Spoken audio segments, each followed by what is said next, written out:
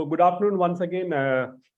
Today, the last session is on sustainability driving mergers and acquisitions. The topics that we are going to cover is the company's maneuvering portfolio to advance decarbonization goals, growing capital spend towards sustainability, consumers' preference for environmentally responsible products, ESG becoming key element for mergers and acquisitions, innovative technology/digital adoption, reinvention of energy.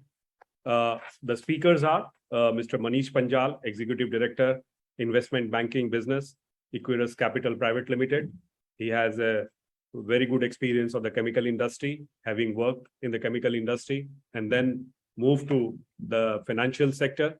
So, which is very interesting. Normally, people don't do. So then we have Mr. Mahavir Lunawat, founder, Pantomath Group. Mr. Nilesh Lele, founding partner, Ramp Up Advisory LLP. Mr. Raymond Sabawala, Director Finance, Huntsman India International. So without wasting any time of talking about what we can say brief about the speakers, let me straight away jump into this topic of the sustainability driving mergers and acquisitions.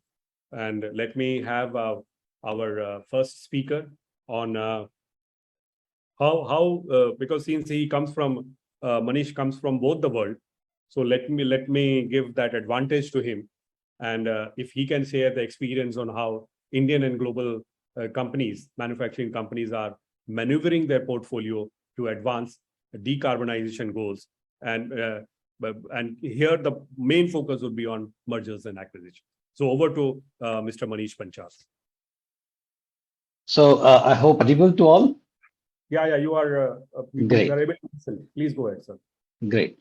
So thanks. First of all, congratulations, Praveen, to and the ICN team to organize such a wonderful event. And thanks for inviting me for this session. Let me begin with categorizing companies into three groups. When you ask how global companies or local companies are maneuvering their product portfolio. So I would put companies, one category, which is global companies having manufacturing in multiple locations. Their aspirations, their plans are very different.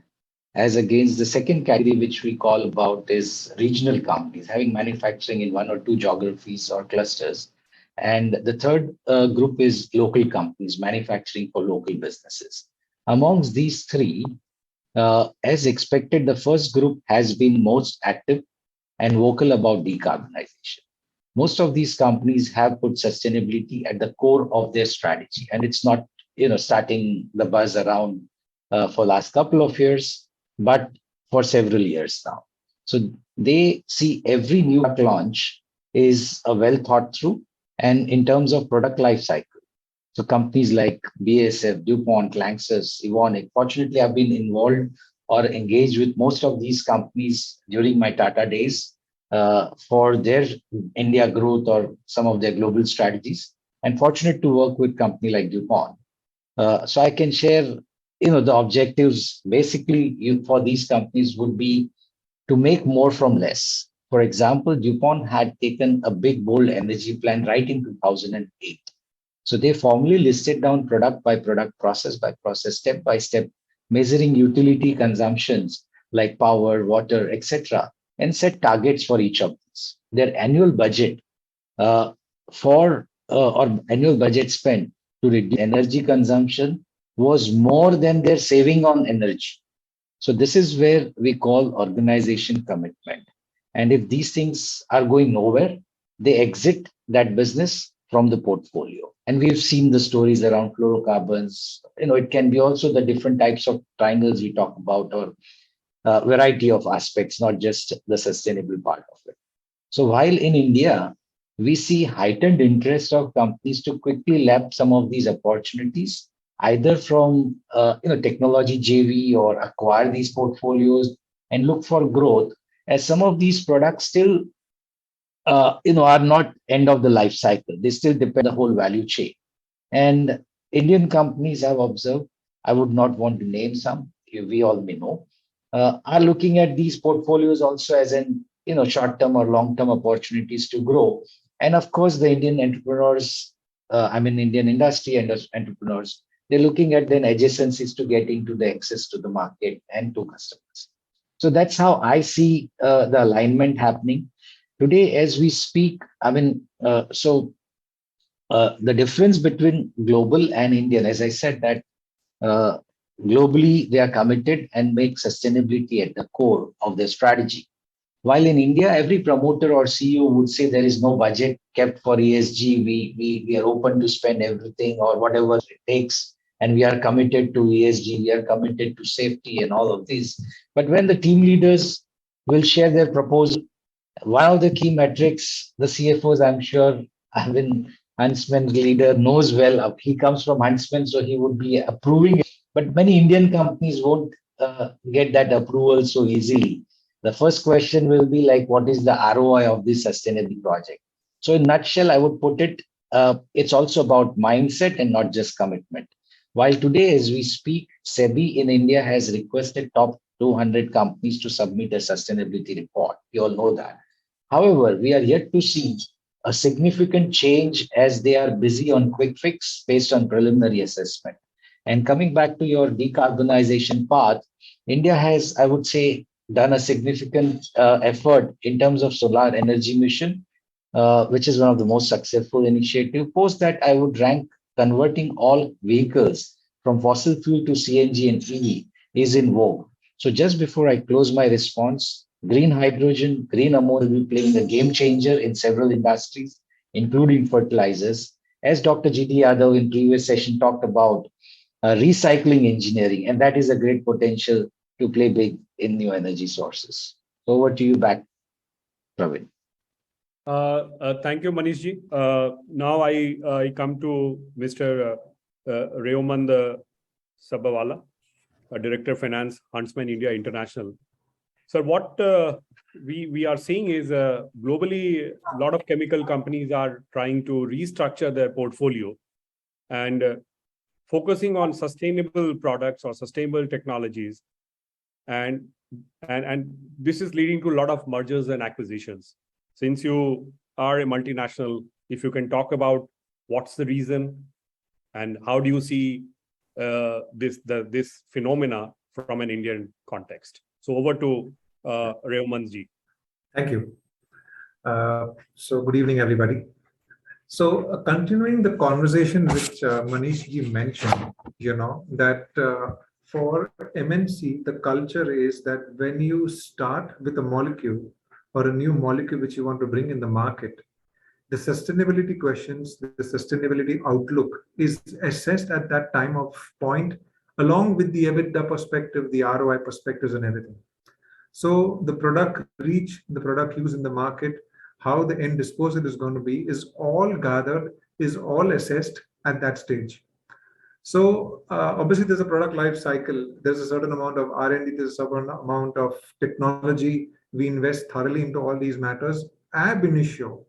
Then coming to the sustainable part, okay, fine, this project is what like Huntsman goes in or any other MNC company goes in, and this is where we feel the compliances which are maybe today, at least we will be matching those compliances for the next 5 to 10 years at least, because the compliance and regulatory environment, at least in the European region and in the Americas region, is far more stringent than we see in India.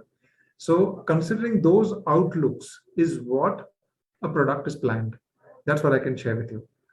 Coming down, there are a lot of sustainability is part of the culture today, because as you said, SEBI is now pushing for this requirement, as Manishji mentioned. So a lot of companies listed on the NYSE or foreign exchanges abroad, they keep sustainability drivers as part of the packages. So today, fund managers, there are a lot of the guys who get into hedge funds, managers, they look into how sustainable this company is, how have they made their projects sustainable, and even the disclosure aspects. There are many companies who don't go in for these disclosures. And you would have seen how they get impacted, probably not in the immediate run, not in the short run, but definitely in the long and the medium to long run, those impacts are very much visible. And coming a little jumping to India out here, sustainability is somewhere where we see is not driven somewhere as a corporate social responsibility, I have seen often drives of sustainability linked with CSR projects. Chalo, I've done some tree plantation here. I've done something out there with some green initiatives. This is not a strategy which we should be embarking on. We should need more commitment, more capital funding into it. We need to get into serious R&D. I think so. That's the session which you had earlier. The genesis of sustainability is with your R&D and your academia. Let's be very fair. None of our academia today includes sustainability as part of a curriculum, and we try to inculcate that somewhere. At least that's what we try and do with when we get interns in some of our foreign universities who work in our US plants or European plants.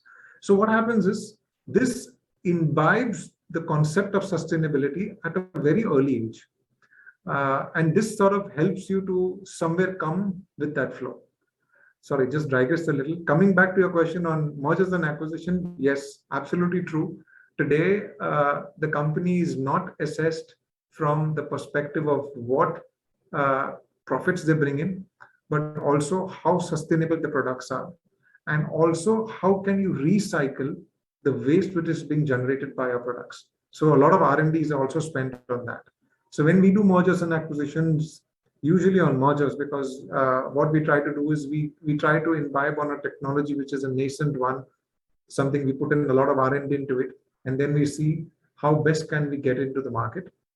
And especially on the demergers, or where we want to hive off businesses, is now actually more not driven, partly driven by ESG, but mainly driven by the value function also. Today, we see a lot of businesses and industries wherein the value or volume function or the value is really not coming out of the markets. And the sustainability probably is there partly, but it does not really make a good return on our investments or a good return on our markets. So this is where we try to push these, we try to push these sectors out. ESG does remain a factor. So for example, if I have a unit which has been using a technology which is like 20 years old, and usually it doesn't happen, but we have not done any upgrades to that technology, or we have not done anything to it, then you have reached the end of a product life, and you need to reach the end of that cycle. Probably that plant or that unit definitely goes under an axe. But mostly in MNC cultures is that the R&D is working continuously on improvements, and continuous improvement processes usually involves in improving the molecule or improving the chemistry is usually what the MNC culture usually drives on. So they shift the molecules, or they shift the markets, they shift the products with the existing portfolios or with new portfolios, with existing manufacturing lines or with new manufacturing lines. And that's usually the trend, is what one actually gets to see. But there are times wherein you have to face an axe, and you might even have to exit the market. Well, this is my little bit. I also would like to touch a little upon digitalization. Somewhere, I think so, the chemical industry has been a little slower than average in driving digitalization. Sir, I will come back to you on that part. Sure. I just had an additional supplement to whatever you said. Do Sure. you see ESG becoming a key element for M&A? I would say it is an inherent part of the MNC culture today. Let me tell you that. It is obviously, profitability is important. It is important that the businesses have profitability. Sustainability and ESG, if the scores are low, I don't think so the management would be pushing in for it. So I would say yes. So thank you, sir. Now I request Mr. Mahavir Lunawat, founder, Panthomat Group, and I would like to know from him what is your overall view of chemical opportunity and sustainability and M&A. So how do you see chemical industry, sustainability on the other hand, and M&A? If you try to give your views on this aspect. So over to Mahavir Lunawat. Sure. At the outset, thank you very much. And it's a wonderful initiative. And I'm sure over 2 days, hundreds of industry and investors are going to benefit out of this. And I think it's very timely, and I will probably club both, points in terms of opportunity as Indian chemical industry as well as sustainability, and try to link the subject with, M&A and capitalization, because I think that's a fusion which very well, you have coined as far as this session is concerned. So I think broadly much has been discussed, since morning about the industry, about the size, and I think we are faced with a very, very massive opportunity as Indian chemical sector.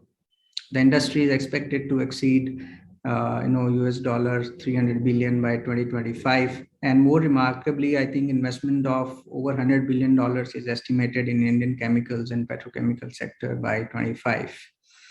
And also combining your earlier point of how sustainability plays a role in M&A, and I completely agree with Raymond's point, that gone are the days where probably, industry will do some small, ESG or some small initiative here and there, because now I think particularly in chemical segment where we have been used to a lot of, accidents, a lot of pollution issues, a lot of environmental issues. But the way I think the entire focus, global focus has been shifting to Indian industry, I think now it's up to the Indian players to become more and more responsible and actually leap forward and catapult the industry to a global, landscape. And this is also very clearly evidenced when it comes to, M&A, where and I can tell you, our experience of running a lot of M&A and capitalization deals, whether for private equity and whether for IPO, pre-IPO, as post-COVID, we have seen number of chemical businesses going public. We have seen a lot of private equity transactions, a lot of M&A. So 798, close to 800 M&A deals considered sustainable, sustainability representing 44% year-on-year increase. So there are clear indications on M&A based on sustainability, both in terms of feasibility of the transaction and also in terms of valuation metrics. So in one of the transactions which we were on the sell side, and I can tell you, and I'm sure all of us will be very happy to note, and I'm sure similar experience others will also have, there were very high multiples which got offered, and the transaction happened at probably northward of 20-25 multiple of EBITDA. And incidentally, at the same period of time, we were on the buy side of a transaction, and probably the business was little short of the standards, and some of the products were not falling in the approval criteria, so on and so forth. And we were probably discussing at 5-6 times of EBITDA valuation, and ultimately the deal didn't happen. So I think today, whether it's an M&A or talking from customer point of view or other stakeholders point of view, I think ESG, sustainability is no more a fashionable term. It's no more a luxury to have. It's a necessity of the day. And a lot of times we come across platforms and businesses, an increasing number of businesses with increased awareness towards sustainability. So people have started using a lot of renewable sources, the water treatment, the effluent treatment, so on and so forth. And even large companies like Tata Chemicals, Reliance Industries, so they are taking a lot of initiatives, setting a lot of examples. And more importantly, the mid-market segment, of course, the larger industry has to lead the sustainability wave. But the mid-market companies, and in one of our companies, network companies, so the entire plant is built in such a way that they are actually getting boiler and all those processes away, and they are recycling the heat which is produced inside the complex. So entire boiler is now done away with. There is a lot of energy saving, and there is the heat recycling which is being done inside the complex. The entire most of the energy is being sourced from biofuel, and of course there is zero liquid discharge. So even the emerging companies, the mid-market companies resorting to such technologies and such practices, I think there's a clear preference and clear understanding in terms of a huge opportunity, a massive opportunity from M&A perspective, and those players who are ahead of the curve will be clear, winner from a deal perspective, and to tap this, potential which we are faced with. So I will probably add on as we go ahead, but over to Prashant for taking this forward. Thanks. Mahavir, an additional question. You said that 44% of companies, 44% of the overall mergers and acquisitions has been because of sustainability. That is what you said. Right.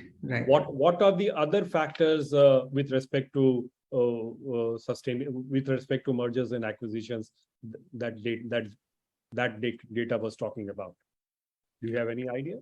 Yeah. So typically, see what happens. There are, if you go to, places like, let's say, Ankleshwar in Gujarat, for that matter, other parts of, industrial clusters. So there are very small fragmented units which have, come up over a period of time.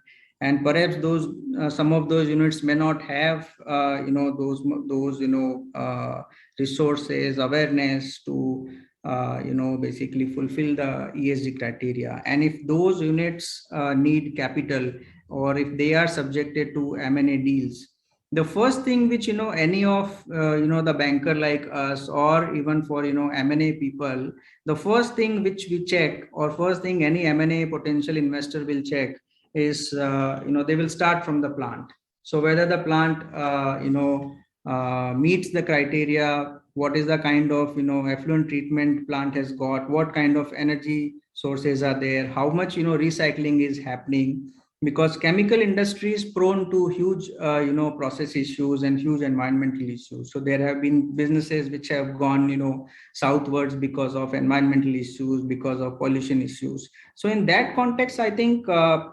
if we take closer look at the deals which have happened, whether in public domain or in we have seen companies going public, and then simultaneously there are 3 chemical companies going public, and the valuation multiple which probably they command relative to each other very significantly. And one of the very important differentiator is the sustainability and ESG. So I think more and more awareness about ESG, and I completely at the cost of repetition, Raymond made a very, very important point, that now people have to understand that ESG is not taking any small initiative here and there, even if it calls for modification of your entire plant, even if it calls for change in processes. I think it's high time that Indian industry adopts to global standards, and eventually what happens, Prashant, companies which have modified to or got adapted to new standards, it has in fact helped them in terms of reduced cost, in terms of minimizing regulatory issues or mitigating regulatory risk, and there is least legal intervention which they are faced with, and of course they end up optimizing investment and capital expenditure in the process. Thank you, Mahavir. Now I request Mr. Nilesh Lele, founding partner, Ramp Up Advisory. Do you see any significant capital spend which is happening towards sustainability? If yes, what type of companies are investing, and what type of projects are they focusing on? Definitely. There's a lot of investment happening in this space, and a lot of M&A kind of deals also happening. And since we have so far spoken about sustainability and ESG, I would like to bring in 2 additional points on both aspects. One is, we all know majority of the chemicals have a source from petrochemicals or organic chemicals, and there's a high dependency on that. And sooner or later, we will end up running out of petrochemicals. So becoming sustainable is going to be something that people are looking at. We also have a dependency on imports, like Obviously, we know from one of our large neighbor, we do import a lot of chemicals and intermediates, and we have kept hearing. In fact, even from a small country like Ukraine, we have been importing urea as well as ammonia. So that is something that Indian players are looking at to make their business model sustainable, and reducing their dependency or import or on petrochemicals, and try to look at some of the other alternatives to petrochemicals.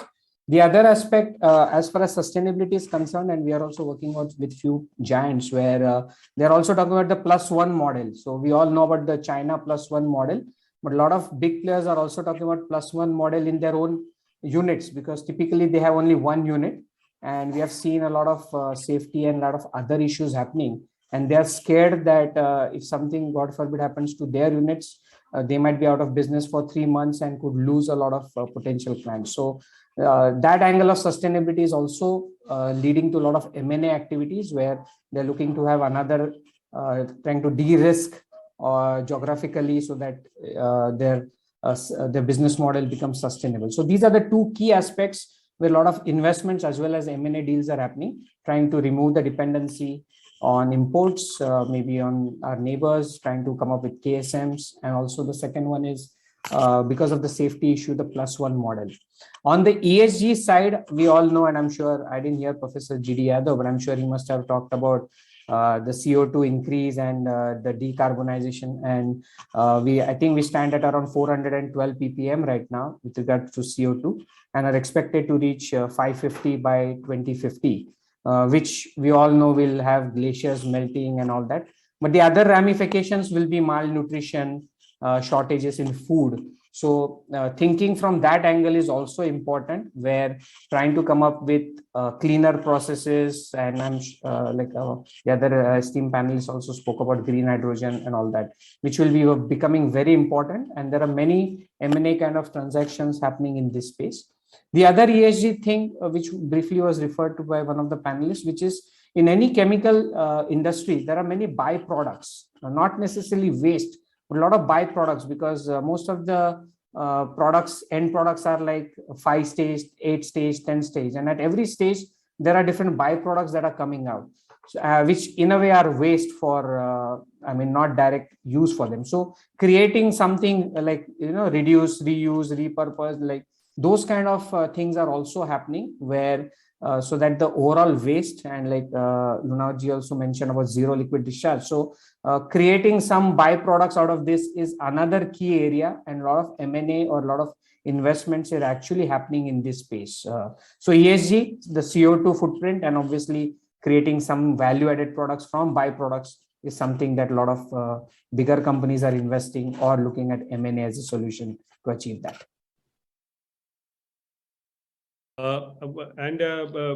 Is it across all chemical companies, basic chemicals, specialty chemicals, agrochemicals, or is it limited to only basic chemicals? No, it's across the industry, and especially the ones where they're doing more value addition. They have the higher EBITDAs, and probably are more aware. Are actually going out of the way to do just more than just planting trees and setting up solar plants and all that. They're actually looking at making a big difference in this whole ESG sector. Thank you. We have come to the end of the first round. Now let me reverse the order and ask Nilesh with respect to consumer preference or environmentally responsible products, because once the consumer decides that he is going to go for sustainable or green products, then the entire, what we can say, whatever that he is using will have to also move in the same direction. So your views, Nilesh, and if you can talk about few examples on how this is being done, it will be helpful for all of us. Sure. So definitely in the Western world, today's consumer is more aware compared to probably Indians. But as you know, the millennials are very well read and on all the social media sites and all that. So they are also moving towards biodegradable or eco-friendly, less polluting kind of solutions. But probably those solutions available to them are still not there yet, as much as like in the US already Coke has bottles made from recycled PET, whereas in India we are I think Pepsi or someone just launched with blending of up to 10%. So we are still a little away from having those solutions in place, and also the overall general public being aware. But I think we are on the right track, and as we go along, probably next 5 to 10 years, like what we have seen with the single-use plastic ban across India. So something similar will come, and more and more, not just like corporate social responsibility, but personal social responsibility is also increasing, and probably better usage and trying to consume products which are more eco-friendly is a trend that is catching up very fast. And like I said, India is probably little lagging compared to much more developed countries, but I'm sure in maybe another 5 years or so, we will definitely catch up with the Western world. Thank you, Nilesh. Now I come to Mahavir Lunawatji, and if you can talk about how has ESG played a vital role, and how it will be helpful going forward. So I think there are 2-3 aspects from which the entire sustainability and ESG needs to be looked at. And of course, one is the growth, and growth again can be organic growth as well as inorganic growth. And why I picked up growth first is because of the sheer massive opportunity which Indian industry is faced with. And second is, of course, when it talks of inorganic growth, it needs capital, and of course it could be out of M&A, which is the subject for the day. And in terms of business parlance, then there are various stakeholders. One is of course policy making bodies, and second is, let's say, customers and vendors. And last but not least is of course the team, employees, the HR part of it. So if we take any of the stakeholders of company, taking the internal structure first, and I think there are series of survey which has been done in the recent past, which has studied the importance or the necessity of sustainability, particularly in chemical segment. And there have been clear indications of customer preference for ESG compliant or sustainable business models. So nowadays, let's say when any of the global corporations are in lookout for Indian manufacturers to supply, I think one of the foremost criteria for selection of a particular Indian manufacturer is how much they are compliant, where do they stand in terms of sustainability metrics, and they even in fact go to the traceability. They go to the right from the first step till how Indian particular business is looking at water treatment, effluent discharge, so on and so forth. So it's very clear that whether it's customer, whether it is, even there was a survey where the CXOs opted for their clear preference of working with companies which are more sustainable and which have sustainability as a culture, as an approach to business. And of course that resulted into a lot of awareness in Indian ecosystem.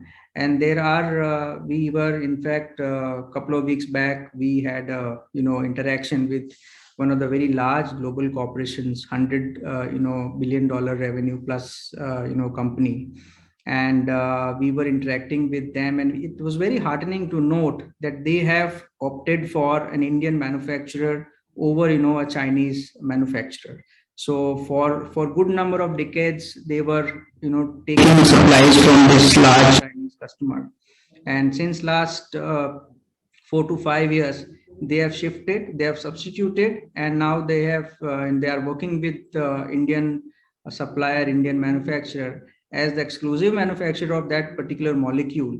And that is only because of the fact and the entire practices, entire value chain our Indian supplier or manufacturer is having in place. So it's very heartening to note that whether it is R&D, whether it is innovation, whether it is ESG, I think nowadays Indian players are coming to that standard, and they are beating even the large players. And in that context, I think we are very, very positive that this bar is going to go up. And perhaps, a very ambitious target would be that, by 2050, all chemical players, or at least, majority of them should have a target of, zero, emission rate, which perhaps nowadays, as we speak, it is limited only to a few large companies. So if they have a very fact-based, clear target of reaching to that level through specific modification in the processes, and I think a very valid point was made that the byproducts are so valuable. I think it's a very, very important point which has been made in the discussion. And some of the byproducts are not only, they save energy, they save cost, but they are more valuable than even the main product. And I think if those kind of awareness, is inculcated to Indian entrepreneurs, I think we can make wonders. And I'm sure a lot of players have now started, working in that direction in terms of making their processes aligned, and in the process making their products very, very attractive, their plants attractive. And so much so that even, it may not be out of context to mention that even, S&P ESG index, I was just reading in social media that they have excluded even companies like Tesla out of their, ESG index because of lack of, low carbon strategy. So of course, details are yet to be known, but that's the kind of, awareness, that's the kind of importance ESG and sustainability possesses that day, that it is not even, pardoning the large conglomerates, being subjected to those standards. Thank you, Mahavirji. I come to Raymond and wanted to understand from you, sir, how the new sustainable technology is implemented by Huntsman, and how is this helping you in terms of maneuvering portfolios to advance decarbonization goals? Good question. So historically, Huntsman has been in the epoxy business. So epoxy business is heavily linked to the petrochemical sector. That's how it has been. And how we use our epoxies, how we use our composite products, we then evolved our products and portfolios. And a crucial part, like people mentioned about carbon dioxide as one of the biggest factors influencing global warming and climate change. Indeed, it is. But what we also came to know is it's even methane gas, because methane is far more harmful actually than the usual carbon dioxide. And the awareness of methane gas, and especially in petrochemical plants, is extremely high. So we acquired this technology, we are developing this technology wherein we are converting methane gas into what we call as a Miralon technology, what Huntsman has launched, and converting it into carbon nanotubes, which are basically used either in structural composites, into a lot of things where you need strength, lightweighting, and the byproduct of that is pure hydrogen gas. So it's basically CH4 split into pure carbon, excuse me, and hydrogen. Obviously, hydrogen today is not that much used as a fuel, but it has got huge potentials for fuel.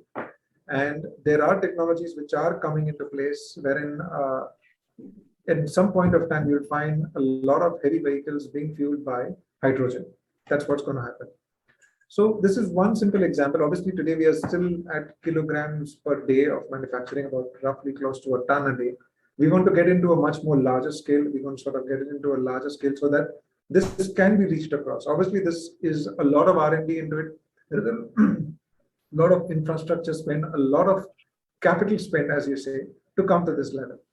So this is one typical example. There are many examples of recycling PET bottles into spray foams, which are mainly used for insulations.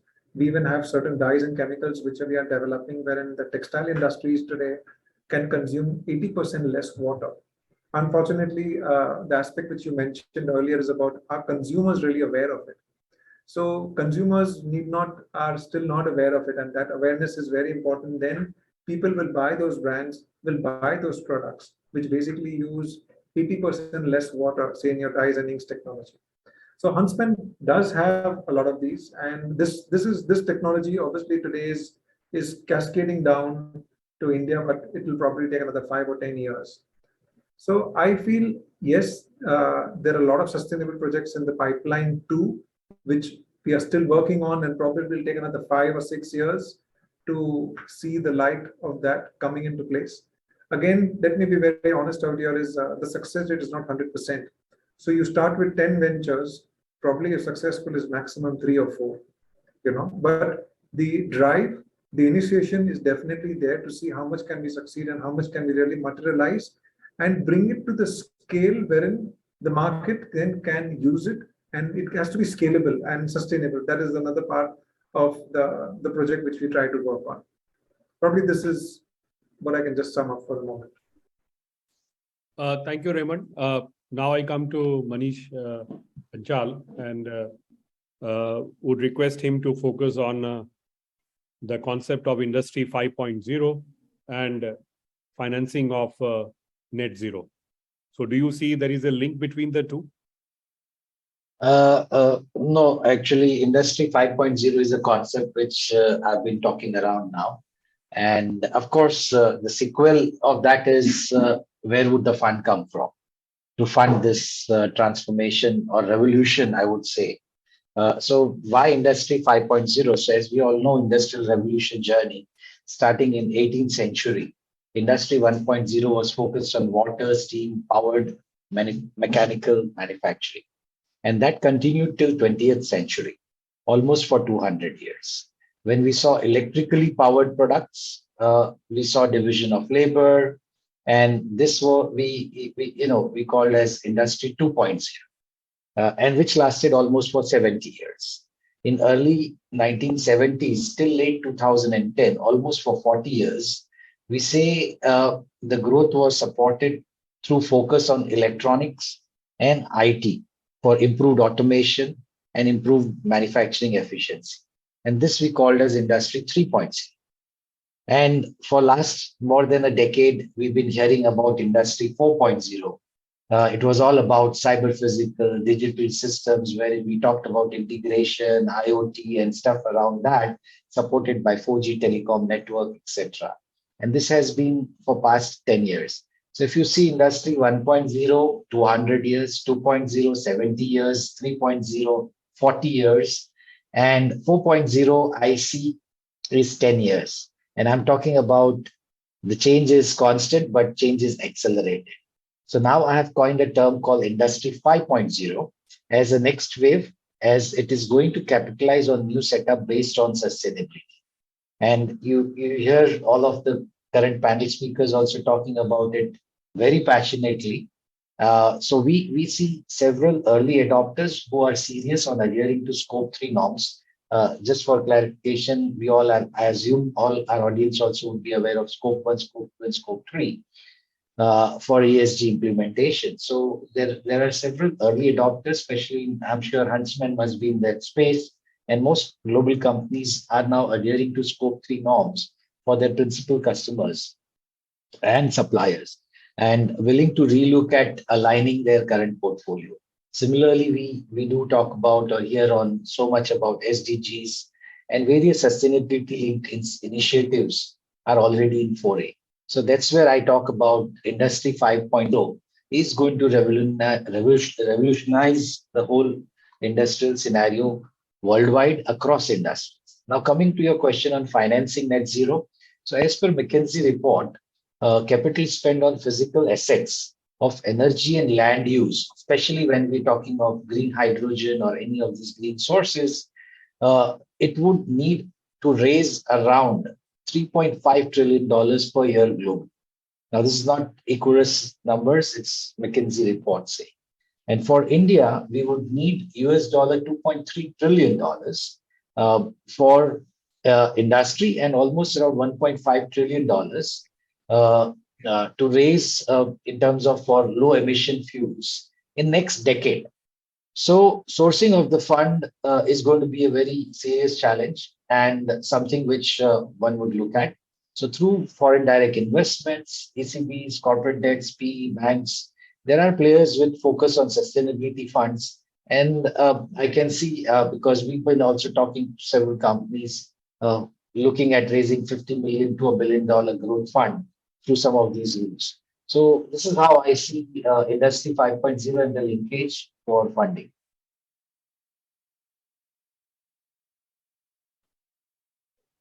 Hello. Yeah. Manish, an additional supplement is if you can talk about some of the examples internationally, how industry, how digitalization is helping finance net zero. I won't touch on digitalization, but I think the more prevalent aspect here we can talk about is the element of consumer preferences. Especially, is it changing? Because see, ultimately, there are three elements to any business. One is, of course, the research or idea, which is typically in the pilot or lab scale. And then we talk about commercial scale, making it commercially viable. And then the end product coming out of it, is that going to be cost effective? And I think that if you're okay, we can talk on that element rather than digital, because I don't see major digital initiatives in this space as of now. Thank you, Manishi. Now I again reverse the order and I come back to you with the third set of questions. And this is about why is ESG becoming a key element for M&A and what is the way forward? Sure. So as we discussed, there is a cost to initiate. And you can also add the consumer preference part of it. Okay. So let me go with consumer first, because that's something which I'm quite passionate and I've got some very fantastic. In fact, recently I talked about even in public forum on LinkedIn also. I posted a few of those things a couple of weeks back. So what I'm seeing is, there's a lot of talk around sustainable products and stuff like that. However, the wait I personally feel is longer as consumer is still not willing to pay extra premium. And this is across all green product categories, be it in industrial supplies. I have several companies who are looking for investments, and I can see that it's just a lip service done by most companies, be it Indian or multinational. When it comes to the brass tacks, many of them would get onto that bare number games and whether they see in a commercial sense. So when I'm talking on the business side, so I think about in terms of consumer preferences, it is governments which will play a significant role in coming up with more regulatory norms, and that would be the driver, at least for next couple of years, to bring that change. Recent example, as we all know about single-use plastic in India also has been banned. And we saw items like straws, plates, spoons, etc. being banned. However, I'm sure you all or we all see some of these products still easily available and sold. So the point is, it's not about regulation also. The second key component is the compliance by the society and by each stakeholder. And that is going to be critical in terms of implementing some of these sustainable goals. So more so alternative product also need to be developed and encouraged, and that should be also cost competitive to be sold in the market. As I said again, that people are not willing to pay that extra premium for even the alternate products. So this change is going to come from every stakeholder. I'll give an example, like my son was in Oslo, Norway, and he shared that there is a common practice to carry our own coffee mugs and water bottles to universities, offices, and cafes. And, there's a kind of a discount or there's no consideration of the alternate solution. So these are small but high impact initiatives. Just because I would say they are small and high impact, the reduction in plastic waste is pretty huge, especially in a country like us. In fact, today morning I was with Eric Solheim. He's an ex-minister of Environment and ED of UNEP. And we shared that he talked about Norwegians prefer to cycle or walk down, and with an average walking of 20,000 steps per day. Whereas here we all use those steppers and we are happy if we do 10,000. So that is the difference. The average of that country is 20,000 steps per day. Most of them, the per capita bicycle is 2 bicycles per individual. So as I said, this is what we do So jokingly, I said, Eric, in our rural folks, they do more than Norway guys, and he laughed heartily. So the point is, frugal approach to decarbonization would be also easily adoptable, and it can be joined. So if the solution is expensive, then there is no adoption. And hope I answered your question on the changing patterns. Coming to your second question, where you talked about why ESG is becoming an element of M&A. So, as we all talked about, that there's a cost to maintain several ESG norms. In some cases, ESG practices may become cost effective, as it will definitely help reduce downtime, reduce costs, improve safety, and improve efficiency and productivity. Again, here I would share one of my experience when I was head of a German company, and one of my growth KRA was to look at inorganic growth. And as part of that, we looked at 10, 15 options, zeroed down on two possibilities, did a kind of a detailed due diligence. One of them dropped out in that, one choice left. So since I was very excited, offered an NBO. Finally, when my German teams came in for signing the check, it was only one criteria, which was ESG and safety norms. They were violating in certain areas, and the global team felt that it will not get easily merged with our Center of Excellence standards. Rather, the decision was to invest in greenfield instead of reworking on that brownfield approach. So, lessons for Indian companies, and the message for all: most Indian promoters don't value these norms, and these are not implemented in true spirit.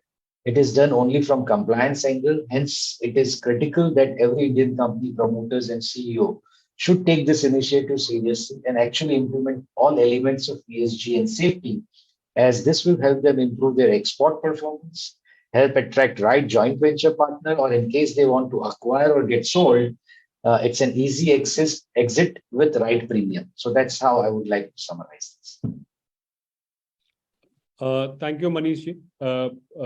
Now I come to Mahavir Lunawatji, and if you can talk about how your company is encouraging and promoting sustainable, say, practices in chemical industry. Sure, I think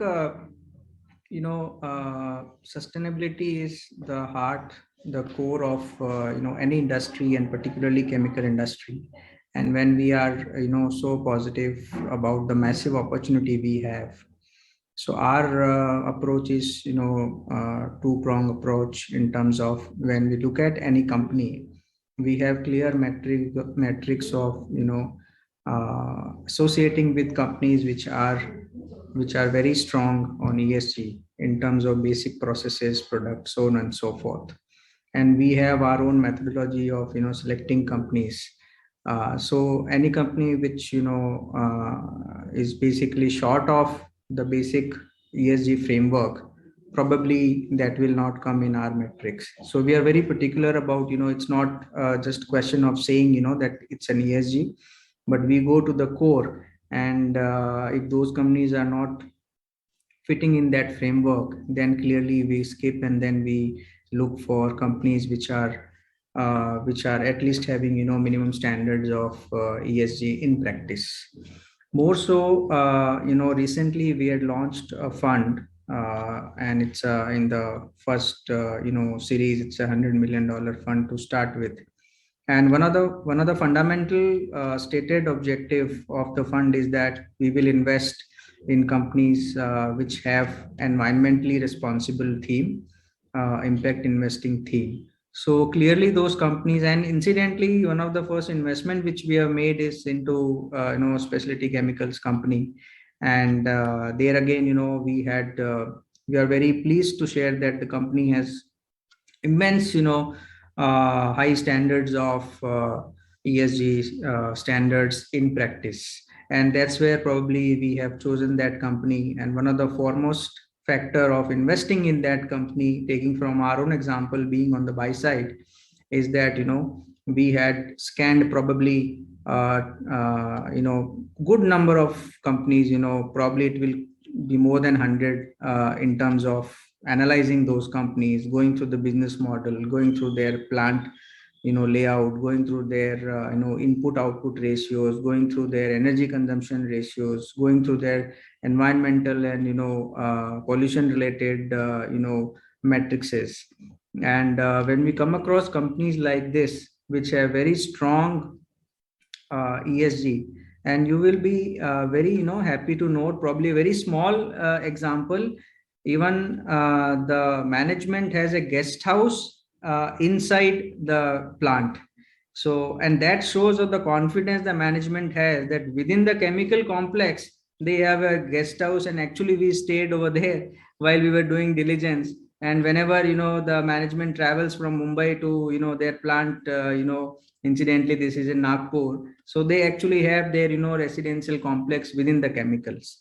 So that is the kind of we're not very large company in size, so this is very heartening to note that even mid-market growing companies have adopted to this kind of strong sustainability patterns, and the company is finding favor in terms of customer base. Whether you talk of any large 10 business conglomerates, they will probably have business relationship with this company. So there's a clear preference of customer preference, as is being talked about, investor preference, and that's where we thought that both on the sell side and buy side, going by this specific metrics, we not only promote sustainability and ESG metrics, but also associate with those companies very actively, and that's how probably we are contributing towards sustainability in a very, very specific manner. Talked about investment, so it is completely for chemical, or it's a mix of all industry verticals also? So it is basically three verticals, and one of the most important is import substitution, and so chemical fits into that, make in India. So again, it's a very domestic kind of a play with impact theme. So one of the focus area is chemicals, domestic huge industry, which is an import substitution. And I think there was also a discussion on one of the specific parameter of import substitution and exports. So I think this is chemical is one industry which I think is going to see huge growth. Coming to our fund, this is basically for narrowing down on 2-3 specific themes, and chemical and ESG is one of the major theme of this fund. Thank you. I come back to Raymond, and my question to you would be, how is innovative technology or digital adoption or the reinvention of energy is helping sustainability driving M&A? And we are seeing that a lot in the chemical sector, where energy portfolios are being swapped from fossil fuel to, say, wind, solar, hydro. All these things are being taken care, and majority of the companies are doing it.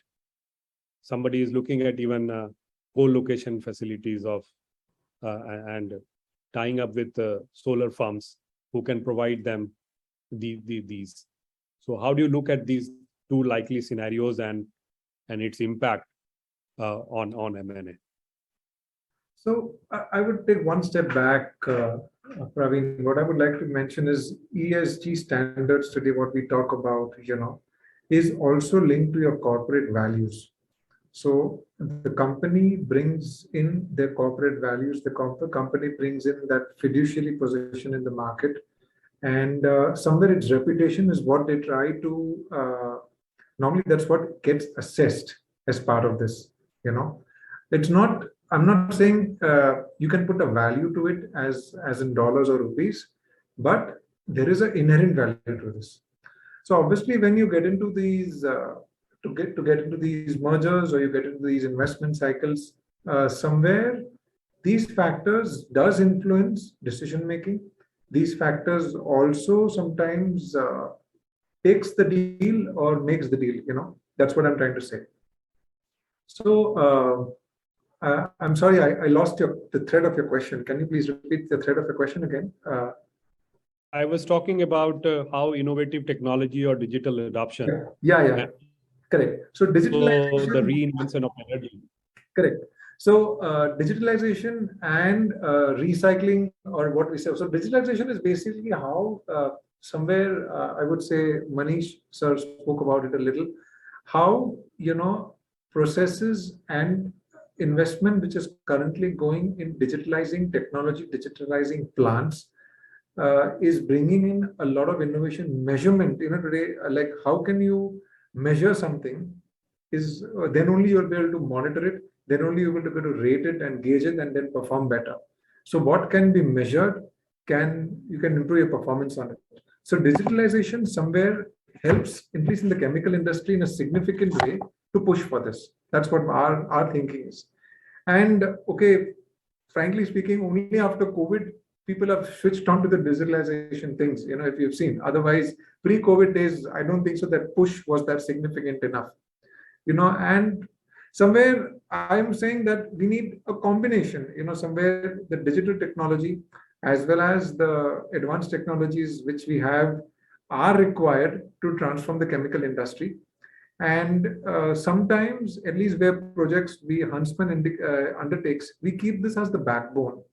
So digitalization helps us to improve performance, rules out a lot of process-oriented issues, PSI safety, EHS metric 6, all those things get measured significantly better in the digitalization drives. But that's all what I can add. And recycling, as what we said, byproducts which come in. So we try to put in, so if it's a byproduct for my industry, I have to be, or how I can make my byproduct that can be used as a feedstock in the next industry. So the value upstream, value downstream, integrating those values is also rare today. If, today we think, oh, mera problem nahi hai. That is somebody else's problem. I think so the more we step into that thing, if I can get this work or I can get it down to here, wherein this can be beneficial to the next year or to the next industry, I think so then, we recycle a lot of these things. So this is practically what we call it as war on waste. That's a concept what we have here. And whatever waste is being generated today, we try to push for it in a way. How can you reduce it? Or how can you ensure that is useful to somebody else in the value chain?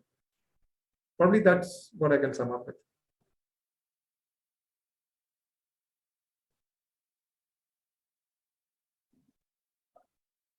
Thank you, Raymond. Nilesh, can you hear me? Yes, can hear you. Yeah. Nilesh, your final thoughts on how this will pan up in India, and I'm specifically focusing on chemical and petrochemical sector. Petrochemical, large companies I'm not talking about, I'm talking about mid-size, small companies. Because I think that if they don't follow these, they will have no other option but to wind up their business, irrespective of wherever they are located in India. Because they can't do export. Definitely. So your views, I think you have understood my question. So your views, and then I would request Manish ji to give his final comments in terms of top 5 talking points. Being my industry veteran, so he is in a better position to sum up the whole session of sustainability driving the M&A. So first, Nilesh, your views, and then to Manish Panchalji for final comments. Sure. So be it digitalization or sustainability or anything that we have spoken about, everything will boil down to a cost benefit analysis. And that's what a typical, especially MSME owner has in his mind. But I would like to tell and people listening to us that in next 20-30 years, the world population is going to grow by 150 crore. Already people are looking for alternative to China. So there is going to be a huge scope, especially in chemical industry, where India can play a big role as the population increases, as the need for an alternative for our neighboring country increases. And rather than just thinking for a cost, looking at it as a cost, there'll be a lot of tangible and intangible benefits that will come up in years to come, be it through a merger or an sellout to a bigger player, be it valuation, be it market cap, whatever. And I'm very, very confident that if a lot of these are adopted, definitely tangible, intangible benefits will come in near future. So thank you very much, and over to Manish. Thanks. A quick summary. I would put it this way. We talked about some excellent, I think, points Mahavir ji brought in, Raymond talked about, and even Nilesh shared. Just to summarize, the first key aspect is an understanding of ESG or sustainability is also going to be very critical, especially at mid-sized companies we're talking about, because in India, we're talking about top 200 companies, whereas others are not even worried or bothered about, because they see 2050. Arey, tab tak to mera beta aayega, dekhenge kya hoga. So actually that's the mindset of people in India. कि देखेंगे. So, it's fortunate or unfortunate, we Indian promoters think very incrementally. We don't think like, okay, as I said, my example, that, okay, we found that, okay, it won't fit into our forte. We go complete greenfield, but a planned setup and no look back for 30 years, 35 years. That's the with enough land space. So this is going to be one key takeaway for everyone. Mindset is critical, not just the commitment to ESG. Second point I would say is that don't just lap on or latch on to the opportunity which has been thrown or coming to us from, as you see, strategically, several industries have actually moved from Western world primarily because it's dirty chemistry. And that is something which we take pride that, oh, we are the largest in X dyes and pigments in that. So that is something also very critical to understand, that can we look at, and there are options available even in that space which gives very good green solutions. I know some technocrats who have patents, global patents with multiple country patents, but still struggling to sell these green products, which are alternative to the conventional solvent driven products. And that is the second element, where if the business is large enough, nobody want to lose that opportunity while it's going great, until it sees the sunset gradually. And hence there, the second key element is regulation, wherein government has to give a clear sunset clause that in next 3 years, next 5 years, we will not tolerate these elements coming out of your plant. The third key takeaway I think we talked about is financing. And again, as Mahavir ji mentioned, they're coming up with a fund, green sustainable fund. And many such partners are there in our ecosystem also, who, as I mentioned earlier, are also keen to look at products and solutions which are genuinely offering a long-term opportunity of growth. And that segment has to be sizable enough. Fund, I don't think, would be a major challenge in that case. So that's the third key point I think we would want to take away. Then we touched on consumer preferences, where we talked about still consumer is not ready or willing to pay premium for green products. And hence, again, the regulatory, not just regulatory norms, compliance to that regulatory norms through all stakeholders. So we as individuals also refuse to take plastic cups or plastic bottles. That is the time the change will happen and the adoption will happen. And that is the time when the alternate products will come in space, will see that profitability, and investors would see, it's like a cycle, and investors would see that it's a high growth market. So that is the fourth. And finally, I would say, is it left? Digital we touched on. So of course, I said that there's not much on digital on ESG, but as Raymond shared, which is very critical, that and as I talked about, industry 4.0 was all about digital, and my point of view is it's going to be industry 5.0. So digital, I would say, is going to be given, because with that, at least those who are early adopters, as Raymond rightly mentioned, what gets measured get done. So for all ESG reporting, everything you would need a solid and robust digital system in place to track and monitor the performance of the organization. With that, I hand it over back to Praveen. Thanks for taking my final inputs. I think DC has beautifully summed it and has really helped me to relax after a hard day of work. We had a very entertaining day, right from the inaugural session from 10 a.m. to 11:15, and then we had a session on chemical regulations. We had a session on specialty chemicals, digitalization, HSC, health, safety, and environment, petrochemicals, R&D, hydrogen, and then the mergers and the acquisitions. Let me thank all my speakers, Mr. Manish Panchal, Executive Director, Investment Banking Business, Equirus Capital Private Limited, Mr. Mahavir Lunawat, Founder, Pantomath Group. Sir, it was nice to know about the fund. Please keep us posted so that we can cover these about the developments on that part in Indian Chemical News. Mr. Nilesh Lele, founding partner, Ramp Up. He had also very good observations. And last but not the least, Raman Sabawala, Director Finance, who gave a very different perspective to the overall. And I think this topic was not easy because here we were talking about three things: sustainability, M&A, and the chemical sector. Very difficult to get even the panel. I was really afraid that I would be able to do this, but somehow with the help of you all, we were and we did it for the first time. So that gives me confidence that moving ahead, we will definitely have more people who can join us. But I'm really thankful to all our speakers who at least took this initiative of participating in our sustainability driving mergers and acquisition session.